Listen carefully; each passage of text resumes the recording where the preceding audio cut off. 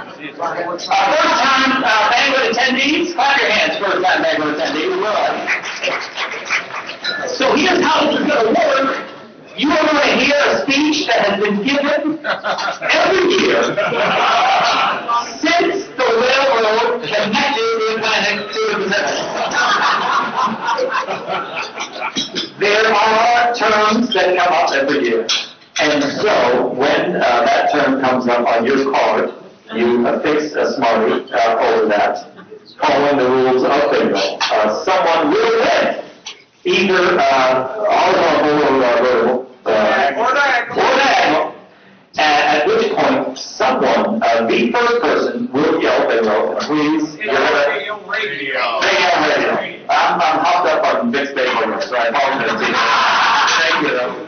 And so at that point, that person will yell radio. There will be a lot of anger and bitterness from everybody else, but that person will win, and then take, as is their prize, a brand new pony. Which is Crystal Artie is out Bennington right now, along with my pony. So without further ado, I give to you Santa's favorite elf, Dr. Wright.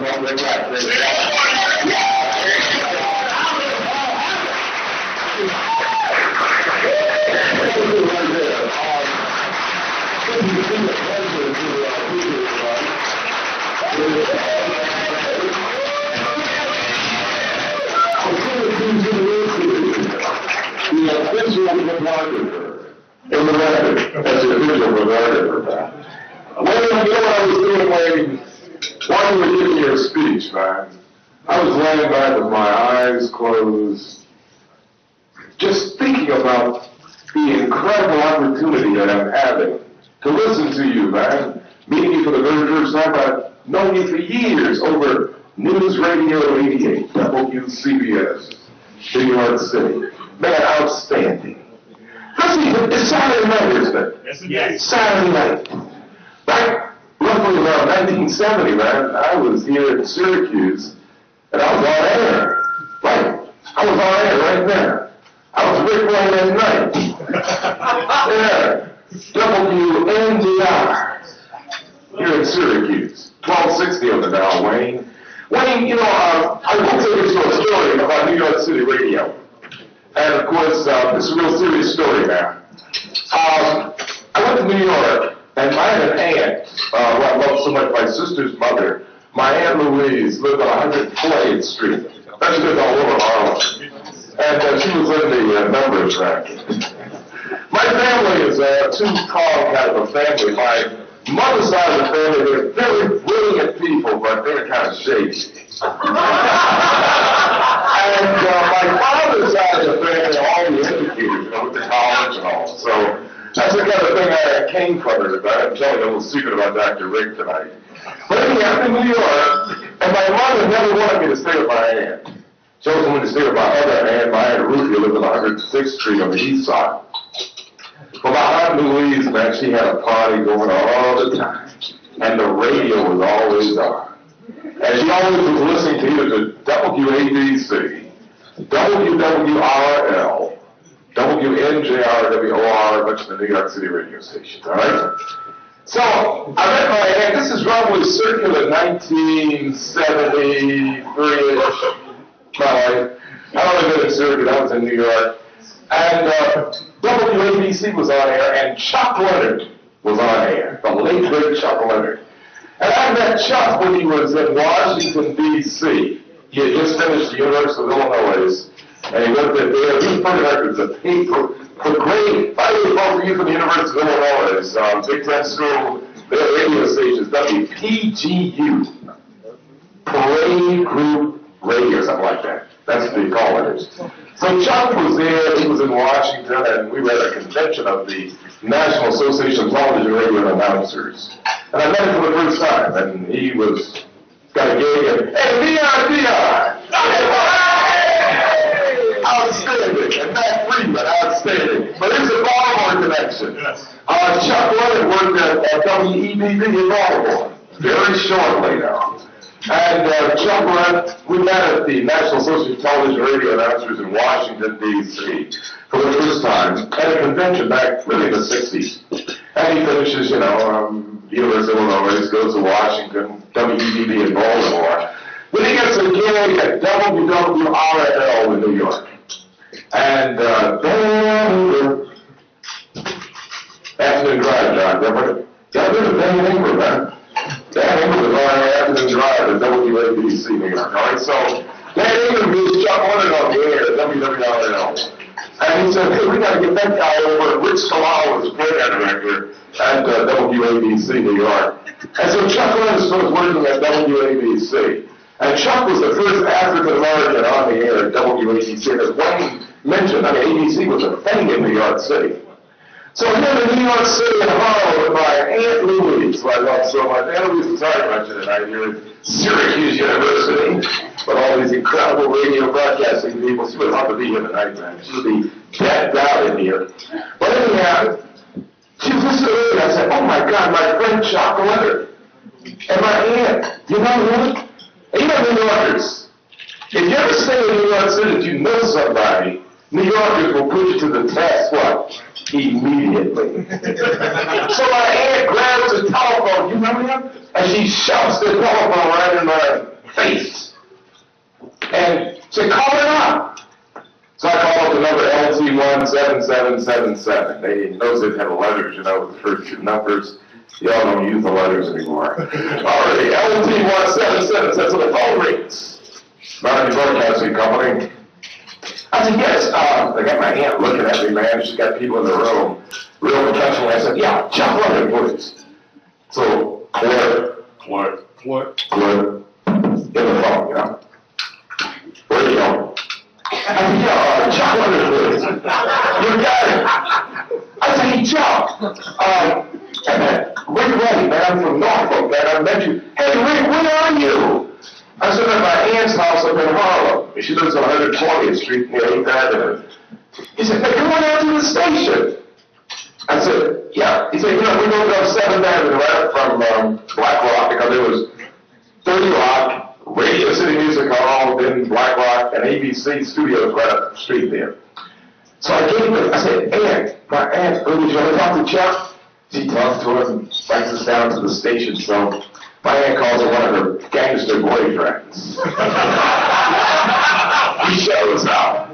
So they know, man, my aunt got dressed to the nines, man. So we leave Harlem, we drive down, we'll jump over 120 on West Side Highway, jump off at 50 or somewhere.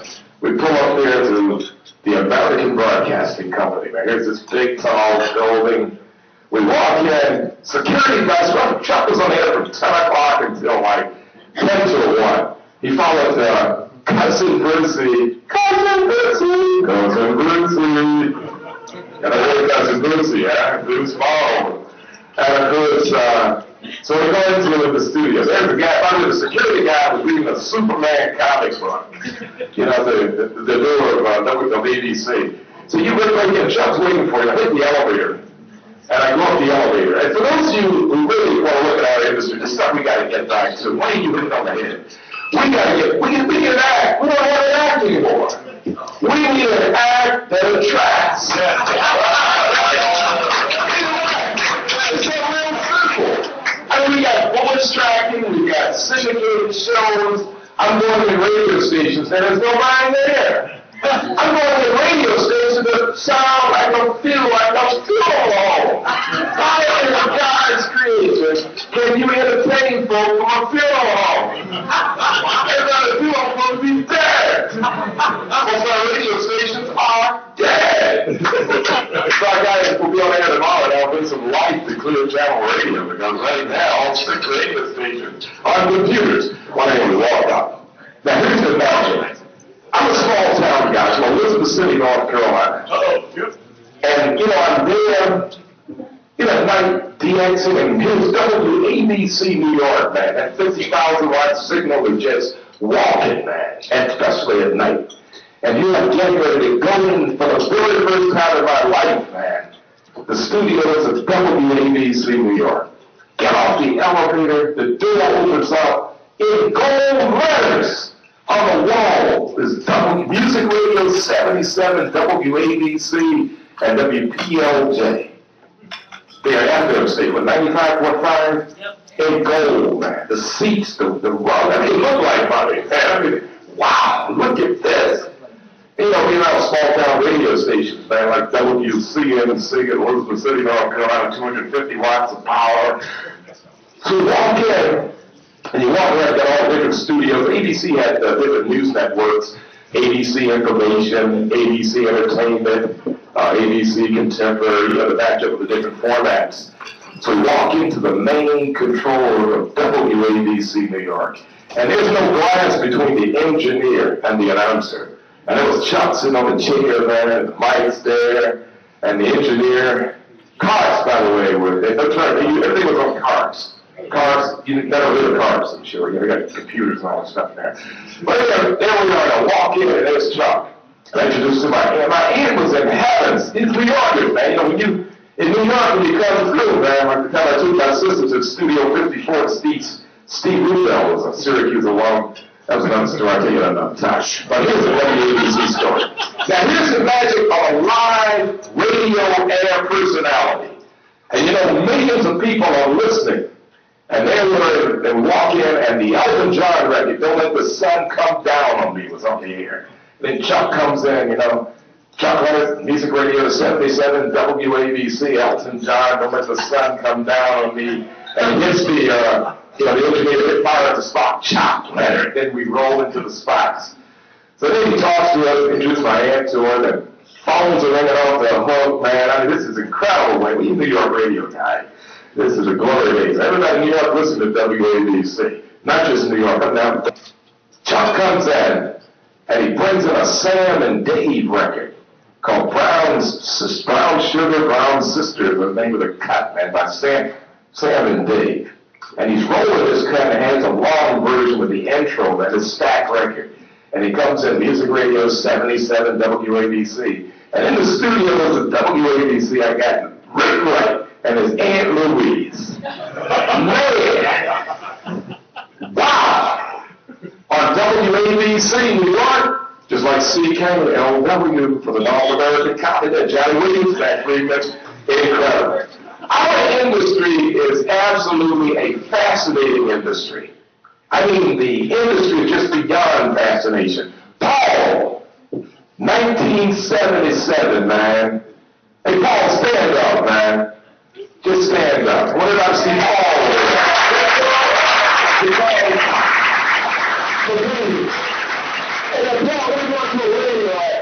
All right? Paul, when I came up on travel in 75, Paul was already here. And I told this story many times before. I'm in my office over the Newhouse School, which is right across the street. And I'm there, and I'm trying to get settled. Big knock comes at the door, Paul. Open the knock. Oh, that's good. Yeah, what is it? Hey, Professor, you in there? I said, yeah, who is it? Door, I go to the door, and there stands Craig Fox and Bill Wiley. And Craig looks at me and says, hey, Professor, we got a radio station on campus, man, and of course at that time WAER was student-led operated, and I thought he was on WAER. So I got it all right. I think that's another story about the Wild Child. Well, anyhow, Paul, that day, Bill Wiley, Craig were there, and they were talking about this radio station they had. It was WJPZ radio. And as Paul just mentioned to you, we were in the exact, it's all in the exact coordinates, aren't we? If we go down, right?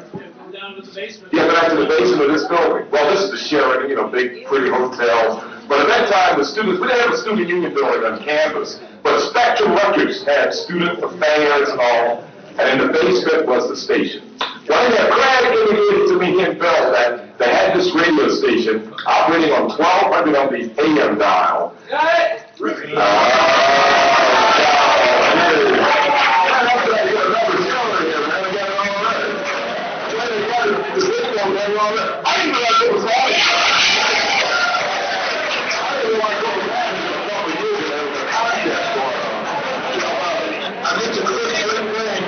Congratulations to you, radio, baby. Radio. Why didn't I told me that believe it or not, the university, and Paul can back this up, the university at that was trying to get rid of WJPZ radio. And they couldn't find really any administrative support for the station. I said, Craig, what do you need? So we need a faculty advisor. I said, oh, back for a radio station? Where is the station? Outside. I mean, it's my love for radio broadcasting. So that day we signed off and became the first faculty advisor for WJPZ. $1,200, right? 1/10 of a watt. 1/10 of a watt. And Craig Fox, by the way, owns WORF here in Syracuse and a bunch of other stations. AQX. And W95, that's another story. What's that? That was his first station. His first station. I'm the ownership of that deal. It's a silent partner, Paul. I'd say that's the right shape. It's a certificate that Craig gave me. But anyhow, the bottom line is, Craig, Bill Lowry, by the way, Paul, is now the 911 commissioner here in Syracuse. He retired from being the chief of police of the Mangus Police Department, and he's now the 911 commissioner. But Bill Lowry, Craig Fox, oh, whatever. Todd Parker. Yep. Todd. And who's that old Rubber City Broadcasting out in Akron, Ohio? Tom Mandel. Tom Mandel was in that era, right? Tom Mandel, Rubber City Broadcasting. Northeast Ohio. Another big WJPZ here. Tom Mandel was brought in by Steve Sorrell, who was our sales manager. Yes. Because we tried to be a commercial radio station. Yes. So we actually sold commercials. Yes, and we made money, man. Hey, that's why this is Scott Taylor. Thank you, Paul. So I get an email from Scott all the time. When Scott left here, I think we had close to $100 grand in the bank. What? Really, true story. Yeah, sitting here, I mean, money was made through the Scott Taylor world of sales and management. By the way, Scott was around this guy had a cast bunch, Single VP, Scott Taylor, fantastic. Well, so that's really my involvement with WJPZ. Now, we have a big thing called the Lock Award, and Paul knows about the genius of Craig Fox. It seemed like after I signed off to become the faculty advisor, the signal for WJPZ got louder and louder. And yes, the call letters, WJPZ, those call letters were selected because they sounded so much like WABC, New York. And of course, they wanted to create a top 40 radio station. That was WNBC. And WNBC. Howard Stern, that was the programming after Brandon Lawrence. What a story. Well, anyway, the bottom line is the station got real strong in power. And of course, the station was at 1200 on the dial. There was another radio station in town at WSOQ that was at 1220 on the dial, and WNBR was at 1260 on the dial. Well, somebody brought up the fact there was a new radio station on the air in Syracuse at 1200, and the FCC said, "That's no new radio station made at 1200." And the FCC showed up on campus one day looking for WJPZ radio. And what happened, they ended up busting WABR radio. And while looking for the transmitter site, they found the WJPZ transmitter that was right next to the cage up on the top of Day Hall. And Mr. J.J. Freeman, who was the engineer in charge of the FCC at the time in Buffalo, shut us down for a little bit. And there was a big lock on the door. Under no circumstance will the station be operated, blah, blah, blah. How big was the lock? It was big. You ever see one of those government locks? I mean, a government hand lock? You see another one? It's good. I mean, really good. Well, so I go to London. I got the letter. I found a letter the other day to Mr. J.J. Freeman. I was the first small broadcast engineer. Mr. Freeman had worked in Norfolk. And Mr. Freeman, these are great students, you know, and they got a radio station. He said, well, you know, just get back to the 1/10 of a watt and we'll be okay. And then later, cable TV came to business here in Syracuse, and WJPZ became the audio channel for the channel that got all the weather information and everything. And Mike Roberts at that time was the channel man. Mike Roberts. And Mike has a big broadcast group called Roberts Communications down in Georgia. All right, before I close on, let me go to a radio thing here. Bob Costas. Yeah. When I came here as a doctoral student in 1970, I was working at WNBR as Rick Wright all through the night. In fact, I was doing the WNDR Saturday Night of Gold at the same time. Had all those oldies on W, and NDR was a powerhouse along with WOLF here in Syracuse at the time. So I'm on the air at WNDR, and of course the thing we got to get back to in this world of storytelling and creating a dynamic radio on-air act is news. You know, we used to read news, you know, news. Regardless of the format, the jocks even tried to read news. Rip and read, we called it, but we made a good attempt at it. Well, every time we did news at WNDR, I created a twin mythical personality. I told them that I had a twin brother. So when I played all the music, I was Rick Wright. Right. And then I would change over to become. This is Roosevelt Wright Jr. I told 60 WNDR. And now I'm twin brother, Rick Wright. Hey, let's tell them when we did WNDR. I used to do this bit, and I didn't realize until living years how big it became in Syracuse until Bob Costas, our general law, was giving a speech over at Newhouse. I don't think you were there when Bob told this story. And he talked about my twin brother, Roosevelt Wright Jr., my days at WNDR. The key thing for all our new people, we got to get back to show business. We got to get back to live radio personalities. I know all of you are into the social media, you talk about how many friends and followers you got, but I'd like to tell you that great-grandmother radio, a 1,000-watt AM radio station, where a real personality disc jockey would have 50,000 followers and 5 telephone lines steady ringing. But all kind of folk calling, and usually they were at the ladies. And it was a lot of fun with the ladies calling to the radio station. In fact, hey, let me go back. Let me go to my twin brother. What's good? Hey, Greg, tell the Wild Child story. The Wild one. The Wild Child. I was thinking the story was not freedom when it up. And then I realized, hey, by the way, let's say it. Let's go Orange, baby. 30 and 1.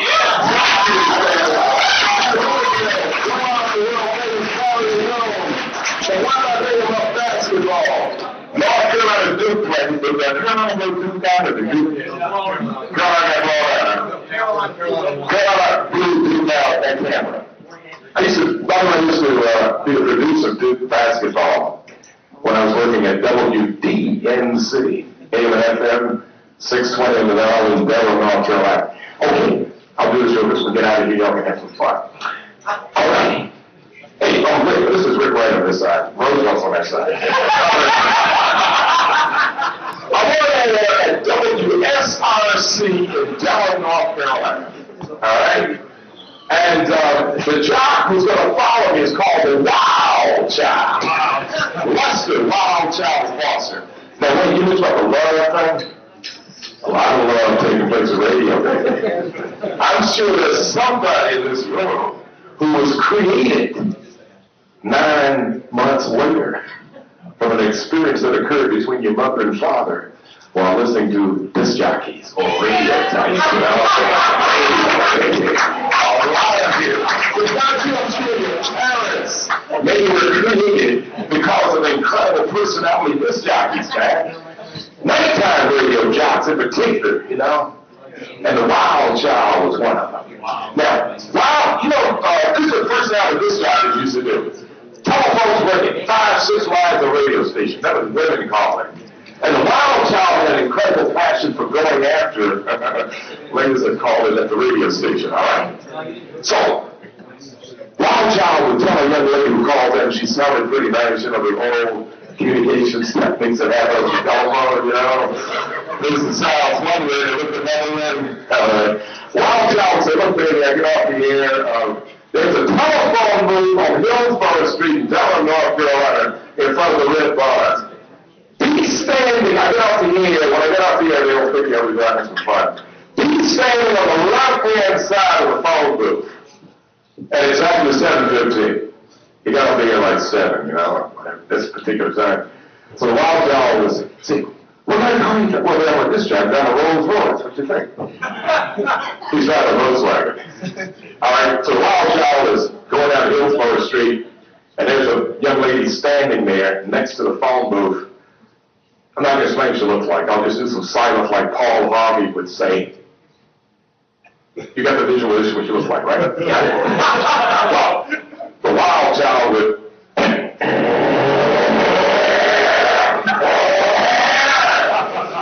keep trying. He didn't pick her up.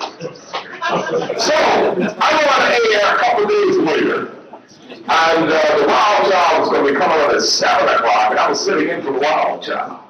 WSRC. Okay, Rick Wright in the thing like WSRC 1410 on the dial in Delaware, North Carolina. Delaware, home of the North Carolina Mutual Life Insurance Company. Can you imagine $50,000 worth of insurance, only 50 cents a day?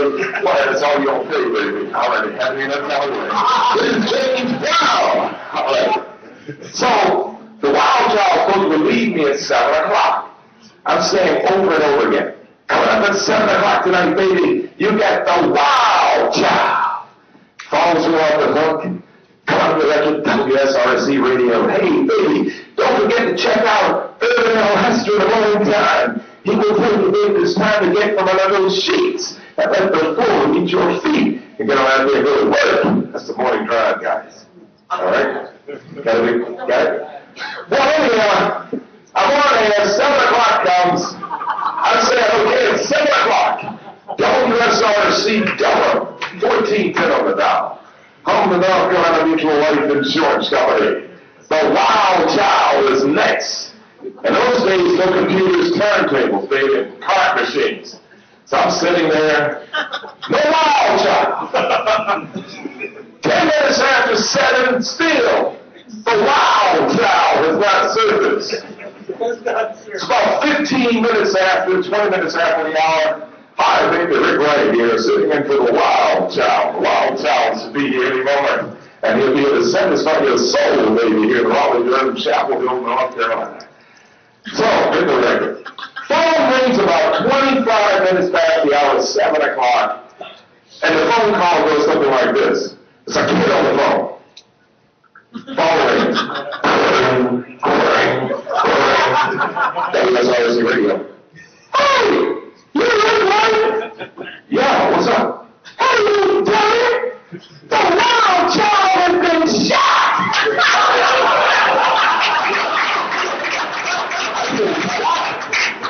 Right outside the radio station was the biggest story in the city. And nobody came in to tell me that the wild child was laying out on the ground shot. One of the young ladies that he was supposed to pick up, you know, I think on the hill, so to speak, the red bar in the phone booth, he didn't pick her up. And she was waiting for her at the radio station, but I kept saying the wild child was going to be on the air. She parked out the parking lot of the radio station, right? And while she is sitting there, wild child gets out of his car, and the young lady says, "Hey, are you the wild child?" Yeah, they don't know wild child. Anytime there's a Valencia Dix, the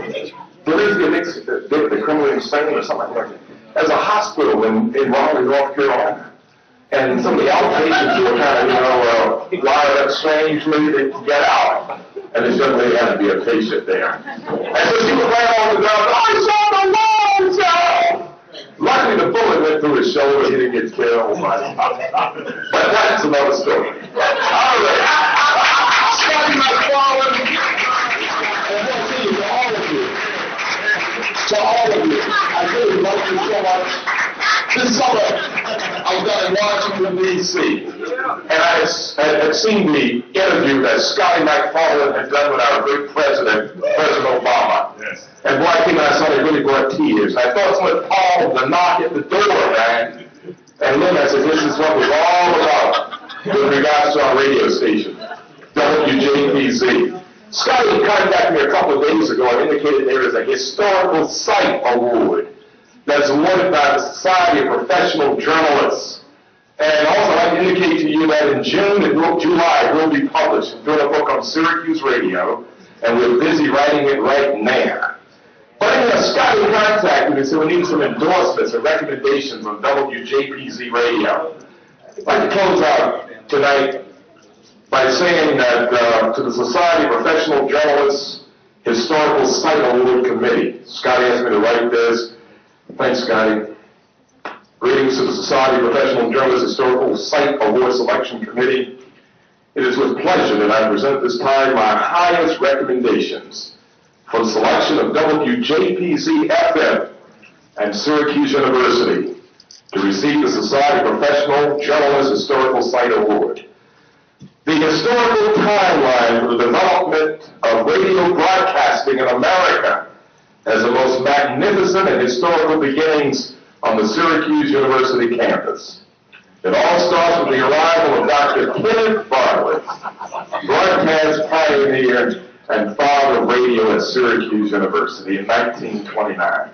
I don't know all this, but pretty much Dr. Bartlett created a radio workshop, and he was using the facilities of WSYR, WFDL radio, with your great-great-grandmothers who were here at Syracuse and grandfathers learning radio.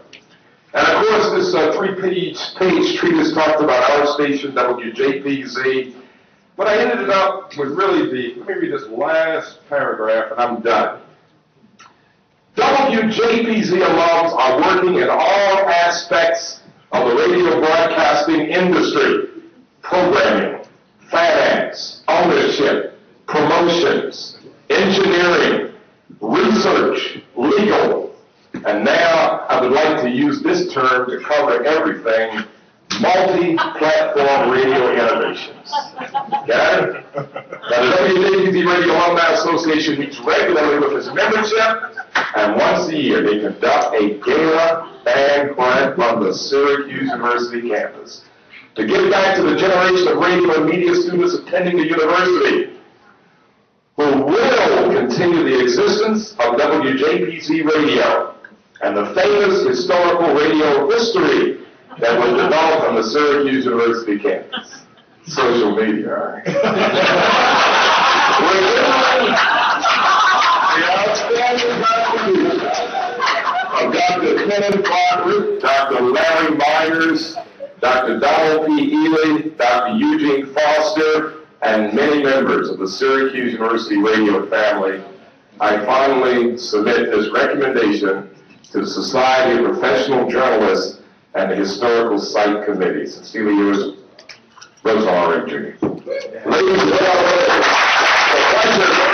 It's my 36-year-old faculty in Syracuse. I love radio, and I can never forget that day I went into the studios of WCNC in Elizabeth City, North Carolina, and there was a disc jockey by the name of Frankie Drake. And I knocked on the door kind of nervous and should not have been. My father worked for the company.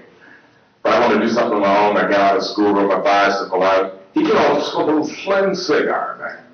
He opened up the door and said, "You like radio, don't you? Come on in." So I went into this studio, Collins transmitter, old Collins board, 250 watts, man. And they had a show called The Night Train with Frankie Drake. And Drake said, "Come on in," and he had to do a station break. And I knew everybody in town was listening to a radio station, you know, and when he put those headphones on, man, and hit that daggone light switch on the board and things muted out, and he said, "This is WCNC, Elizabeth City, North Carolina. Later tonight, The Night Train." I was hooked. Also, something I carry in my pocket every day, everywhere I go. I'll never forget this. 25. The coin you all gave me with my picture on the back, this is magic. And being a naval officer, that's carry coins with me all the time. So I have to buy a drink if I got called on it. Oak Club. I keep this coin with me. Love all of you. Many stories to tell you about WJPZ, but you're all ready to party. But in the meantime, don't forget, we need an act. And we got to stop letting technology run the process. We as people have to run the technology. And let's get rid of these funeral home radio stations.